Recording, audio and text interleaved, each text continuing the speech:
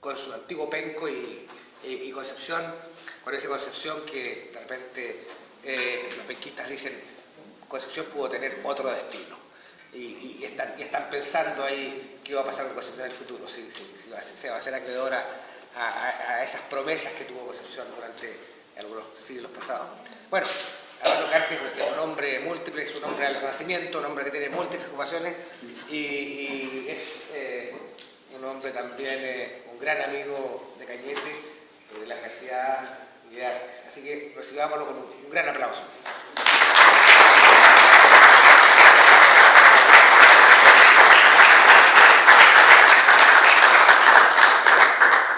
¿Cómo están? Buenas noches. Agradezco muchísimo la paciencia a esta hora tan avanzada, después de esa música maravillosa, para querer todavía escuchar nuestra la historia. Hay que realmente ser heroico, Pero esta tierra es heroica, así que lo mismo no me sorprende. Sí, es verdad, de todas las cosas que dijo Clímaco, lo más verdad es que soy amigo de él, se nota, por todo lo que dice de mí, pero también amigo de Cañete y de esta García, que mantengo el invicto, porque a veces vengo corriendo, a veces llego un rato, me voy, porque lamentablemente todavía vivo del trabajo, no tengo la suerte de poder vivir de mis sueños y mis intereses, pero tengo el invicto porque he estado las 11 veces, se han realizado las 11 versiones. A veces aquí adelante, contando algún tema, o allá atrás escuchando los conciertos, pero siempre presente y apoyando, porque esto es una cosa fantástica, que le hace justicia a la historia mágica que tiene esta provincia y esta ciudad nuestra, la llamo nuestra, de Cañete. Entre los múltiples trabajos que he emprendido, uno de ellos se refiere a los viajeros en tierras mapuches. Es un tema infinito porque yo he pesquisado 50, 60 rusos, alemanes, ingleses, argentinos, muchos españoles. La verdad que el catálogo es infinito y no se trata de eso. El libro que yo dediqué al tema es un libro breve, que alguien tuvo la generosidad de llamar una joyita, porque es un libro bastante teórico y profundo que trata de entender lo que es y lo que no es la literatura de viajes. No es la verdad revelada, no es lo que realmente ocurrió, es la percepción que tuvo el viajero. El viajero es un personaje que pasa de manera breve por un territorio, que observa las cosas y las describe como las mira, pero que eso implica virtudes y defectos. Tiene, por supuesto, el defecto de la ligereza, de la poca profundidad, pero tiene la virtud del ojo limpio que no tiene el que vive en un lugar. A veces los que vivimos en un lugar no vemos las cosas, estamos acostumbrados a ellas. En cambio, aquel que puede comparar con su país de origen, el que tiene otros referentes culturales, suele ser más certero o más agudo. Eso es la literatura de viajes, nada más que una fuente de testimonio que sirve para construir la historia, y una historia distinta a la tradicional, porque la historia del viajero no es la historia oficial de los documentos políticos ni de los testimonios militares. Es la vida cotidiana, porque naturalmente el viajero se mezcla con la sociedad y con la sociabilidad, y entre eso, por supuesto, también con los grupos indígenas. Y si uno revisa en conjunto estos testimonios a través del tiempo, desde el siglo XVI hasta el siglo XIX, puede observar cómo la sociedad indígena va cambiando al frente de estos viajeros, y eso es muy interesante, es una mirada externa que nos permite entenderlo mejor. Así que hay muchas cosas que se puede decir sobre esto, es una verdadera, casi su disciplina en la historia, el tema de los viajes, y yo me apliqué al tema de los viajeros mapuches. Y a ver si esto nos resulta y no explota, tengamos fe. Otro intento. Ahí sí. La primera pregunta, ¿quién es un viajero? ¿Era Pedro Valdivia un viajero? ¿Podría uno decirlo? ¿Qué es un viajero? Es aquel que viene a un lugar extraño y que tiene unos paradigmas de referencia propios. Si uno lee las cartas de Valdivia, Valdivia dice que pelean como tudescos. Como tudescos. Habla de la Rochela, la Rochela de Purén, ¿cierto? Lo hace porque compara con lo que conoce, lo hace para que lo entiendan aquellos a quien está destinado el texto, el rey, la corte, los europeos. Y esto es interesante porque así los europeos se ven como distintos a este pueblo salvaje, pero a su vez se entienden. Entonces, los cronistas coloniales eran viajeros, todos ellos traían una matriz cultural distinta y todos ellos fueron enfrentados a un mundo ajeno, y por lo mismo es interesante esa diferencia. Incluso autores más modernos, uno piensa en Claude Gué, Claudio Gay, Domeico, que permanecieron largos años en Chile y conocieron el país mucho más que muchos chilenos. El mismo Domeico, que recorrió la Araucanía en varias ocasiones, mantiene una mirada propia. Domeyko recorrió esta Araucanía salvaje a caballo, partió como un científico y terminó como un cowboy, recorriendo, galopando salvajes las praderas que recordaban su Lituania natal, ¿cierto? Era polaco, en realidad lituano. Es decir, cómo, enfrentado a este mundo distinto, de transformación, la persona se ve cuestionada su identidad y eso produce un encuentro que es muy interesante. Por eso entonces, la advertencia previa es, cuidado con esta literatura, porque no es historia, es una fuente subjetiva, es un testimonio que hay que mirarla con cuidado. La historia como ciencia no ha sabido tratar esta fuente bien, porque la trata por su contenido. Dice, me sirve para estudiar la historia de las mujeres, o la historia del vino, o la historia del sur, pero no distingue las bitácoras, los documentos, las biografías, los relatos. Vean ustedes, por ejemplo, como un ejemplo de esto, si uno ve el libro de Fressier. Fressier fue un militar, un ingeniero militar francés que estuvo en esta zona en 1712. Estuvo 2 meses. Escribió uno de los libros más importantes sobre la región del Biobío, porque estuvo 2 meses enteros, estuvo 2 veces acá. Pero era ingeniero militar. Entonces vino en los pocos años que la corona francesa fue amiga de la corona española, que fueron 25 años. Y escribió un libro fantástico que lleva muchas ediciones. Pero la versión original del libro que yo consulté en Francia tiene capítulos que no están en ninguna de las 50 ediciones que lleva el libro en 6 idiomas. Tiene, por ejemplo, un mapa de los fuertes de la frontera, donde están todos los fuertes indígenas. O sea, es un ingeniero militar que mira las fortificaciones, porque esa amistad entre Francia y España un día se iba a acabar, y de hecho se acabó. Y este ingeniero siente mucho interés por estos pueblos, pero todas las cosas la ve desde su propia perspectiva. Y, por ejemplo, en realidad no quiero ni avanzar la imagen, porque no sé si va a procederla, pero él hace un dibujo de los mapuches que se nota su formación clásica. Y otro viajero, alemán, Schmidt-Meyer, hace este dibujo hasta acá, donde uno puede ver, claro, está copiado del dibujo de Fressier, pero uno puede ver la figura clásica de proporciones griegas, en que en el fondo la matriz cultural, donde él aprendió a dibujar, las proporciones, está también ahí reflejado. Por eso es que uno puede decir que en definitiva el testimonio de viajes dice tanto sobre lo que el viajero observa como sobre sí mismo. Esa es la perspectiva moderna. Ahora, ningún viajero puede estar ajeno a sus circunstancias, y si quisiéramos simplificar mucho el relato, habría que distinguir 2 momentos: los viajeros ilustrados del siglo XVIII y los viajeros del siglo XIX. Los del siglo XVIII, ahí podríamos mencionar a Bougainville, ¿no es cierto?, el caso de Malaspina, antes mencioné a Fressier, están muy ellos marcados por esta imagen ilustrada de un mundo nuevo, donde se cree en un progreso constante, donde los pueblos deben ser civilizados, donde Europa es el que debe liberar a los pueblos de su propia ignorancia, pero también tiene esta mirada romántica que viene de Rousseau y en realidad tiene reminiscencias clásicas del buen salvaje. Esta persona que no está contaminada por la sociedad, que es pura e inocente, que parece que la encontró en Tahití, Bougainville, que incluso llevó a Europa y alimentó este sentimiento, pero que curiosamente no era compartido por los viajeros reales, quienes realmente viajaron, mismo Bougainville, la Pérouse, o el mismo Cook. El capitán Cook no creía nada en esta imagen romántica y tenía toda razón, porque él fue asesinado por salvajes en el centro de Oceanía. En la misma expedición de la Pérouse murieron 12. Es decir, quiero decir que la verdad que si bien en Europa muchos tenían esta imagen romántica de un natural no contaminado, la verdad que la experiencia práctica que solían encontrar era distinta. Y sin embargo, esta imagen positiva del indígena, contrastada con los abusos que ellos observaban en la sociedad hispana, sirvió para ir avanzando hacia una imagen de un hombre nuevo en que se instauró finalmente esta idea de igualdad entre americanos y europeos, entre criollos e indígenas. La verdad que nadie hacía un viaje inocente. En el mejor de casi todos los viajes eran también viajes comerciales. Es decir, se traía carga, se traían elementos para la venta y venían a bordo algunos científicos. E incluso expediciones que eran netamente científicas, como la de la Pérouse, que traía 200 científicos y no traía, jactando, no traía ni un solo bulto de mercancía, igualmente tiene un sentido imperial, como ha sido estudiado hoy día con toda claridad. Se trataba de establecer nuevas rutas, de cartografiar el mundo, se trataba de descubrir nuevos productos, nuevos mercados. En definitiva, era la avanzada de una estrategia imperial que, aun cuando tenía un contenido científico, finalmente también tenía un sentido comercial e imperial.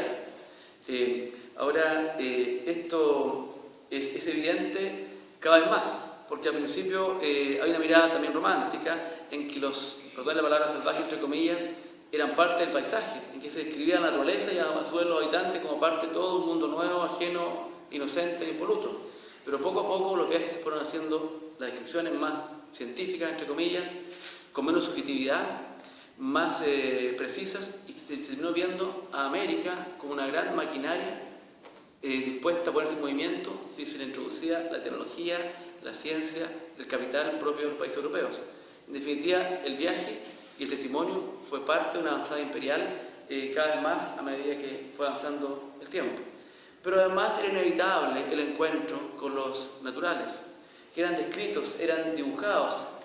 Aquí ven algunos araucanos dibujados en la expedición de la Trabús, y en definitiva los estudios etnográficos, la antropología, todas esas ciencias nuevas que partieron estudiando las curiosidades, terminaron creando una ciencia nueva, surgen justamente a partir de estos encuentros.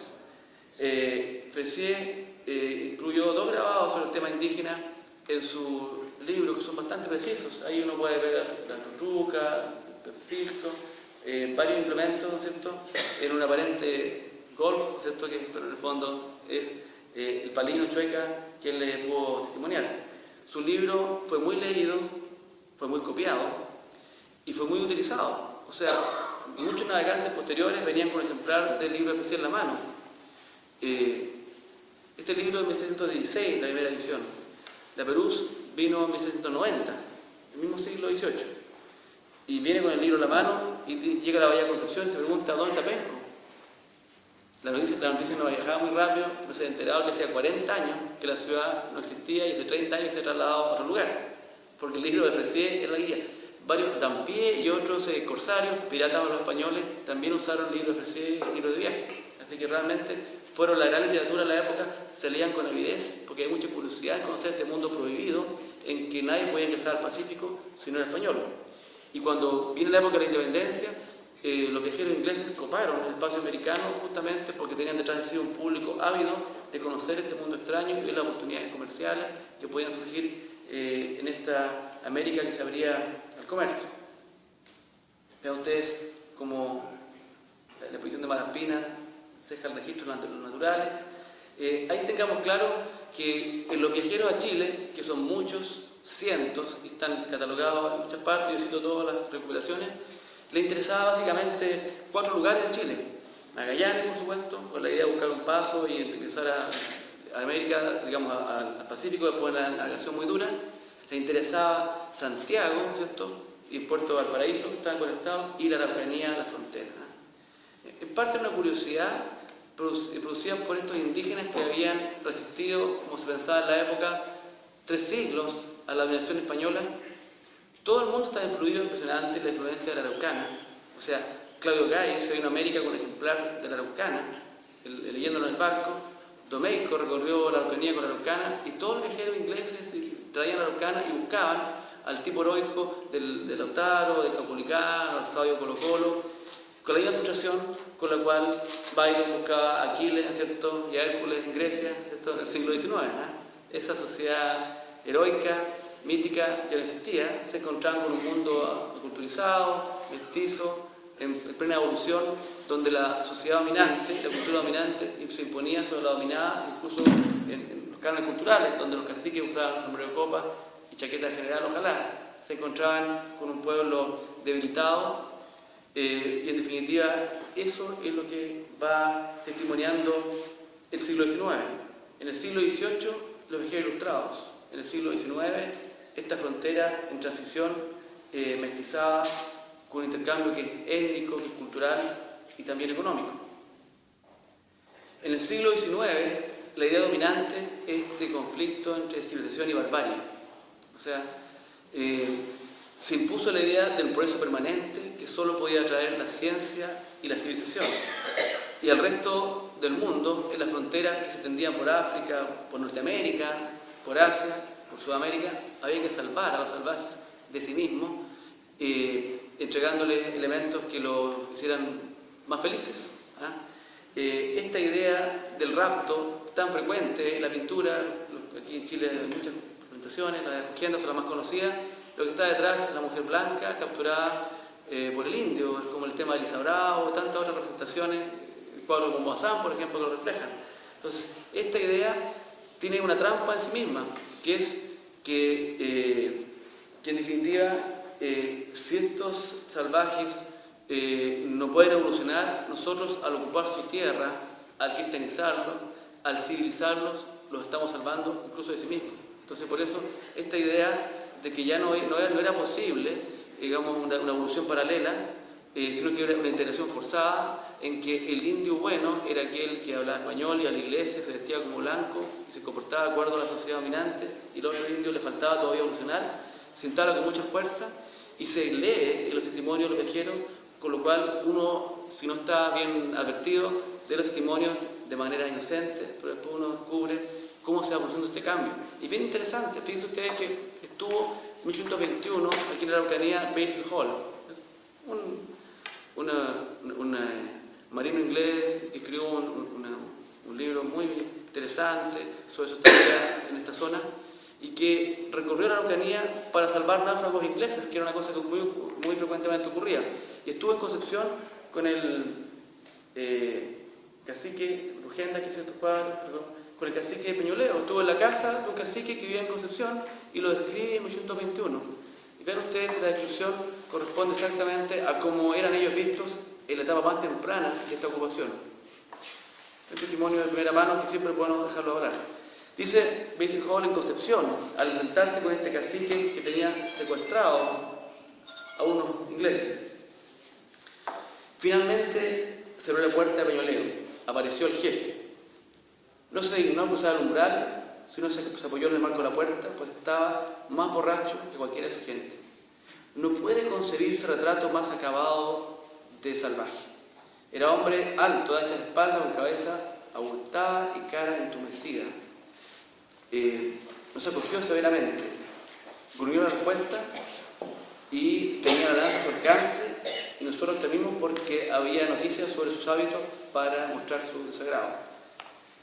Fíjense que el mismo cacique lo conoció después Fitzroy. Ustedes saben que, ¿no es cierto?, Robert Fitzroy vino con Darwin el año 35 en el Beagle, hizo un camino parecido, tratando también de salvar náufragos ingleses, y se encontró 15 años después con Peñoleo, y vean cómo Peñoleo había cambiado. Esa era su casa en Concepción. Habiendo sido anunciado nuestro nombre a Peñoleo, se abrió la puerta a recibirnos y nos invitó a entrar. Llegamos temprano y nos encontramos sobrios, hay un progreso. Pero su apariencia entumecida y macilenta se infería que no había estado mucho tiempo así. Peñoleo era fuerte y corpulento, había abandonado la vestimenta indígena 15 años después. Llevaba la ropa informal de un español, una camisa y un par de pantalones, de la manera más desaliñada. Hablaba en español con suma facilidad y parecía estar a gusto a la conversación. Tiene el rango de teniente coronel en el ejército y recibe remuneración como pago por su amistad. Vean cómo ustedes, como la sociedad fronteriza se va instalando en el idioma, en las costumbres, en la vestimenta e incluso más. Y si seguimos un poquito más adelante, Bauer, otro viajero inglés, Richard Bauer, se encontró con el cacique Venancio Cuyupán, y Venancio le dijo lo siguiente. Dice: Venancio y sus dos hijos y algunos caciques de menor rango fueron invitados a bordo de la nave de Bauer. Conversaron bastante y dice lo siguiente, lo que me interesa lo más concreto. A todos se los obsequiaron pañuelos de color, etc. El viejo cacique nos declaró en presencia de sus hijos que había elegido al más joven para sucederle en el gobierno de su tribu. Observó que era para ello mucho más apto que su hermano, tanto a causa de la educación que había recibido con los padres franciscanos en Chillán, cuanto porque el primogénito era tan ignorante y aficionado a la chicha como él. O sea, él entendía que venía un mundo nuevo, donde para poder funcionar había que funcionar con los códigos del grupo dominante. Había que hablar español, había que estar educado. El mismo cacique asumía su propia debilidad y elegía entre sus hijos el más españolizado para elegir. Ese tipo de testimonios se encuentran en estos viajeros, que son bien interesantes, que a veces en una frase reflejan todo un proceso con más claridad que una explicación académica. ¿Y qué es lo que vieron? Vieron, por supuesto, violencia. La violencia era una constante en la frontera, pero cuidado, no era una guerra abierta ni mucho menos ya en el siglo XIX. En el siglo XVIII, de hecho, hubo solamente 2 levantamientos importantes, ¿no es cierto? Era más bien la violencia propia de una sociedad fronteriza, donde el Estado no se ha instalado, donde todavía operan los códigos de la ley del talión, donde todavía se funciona en base a tribus y agrupaciones pequeñas, donde todavía la sociabilidad es más bien de tipo rural. La violencia es un factor recurrente en su testimonio, pero también al mismo tiempo la transculturación, la evolución, porque este mestizaje que se dio no solamente fue étnico, producto de tantos procesos, también fue económico. Ya desde el siglo XVI y XVII empezó el tráfico de ganado desde la Argentina hacia la Araucanía hacia el norte, y la frontera cumplió una función económica muy importante en la economía chilena. La gente cree que la frontera no fue ocupada porque no se le podía ganar la guerra. La verdad es que la frontera no fue ocupada porque nadie interesaba mayormente en la Araucanía. Chile es un país de 1,5 millones de habitantes, enfocado en la producción cerealera del centro, en la minería del norte, y en que el sur proporcionaba ganado, y los mismos indígenas lo hacían mejor que nadie, trayéndolo de Argentina, produciendo a su vez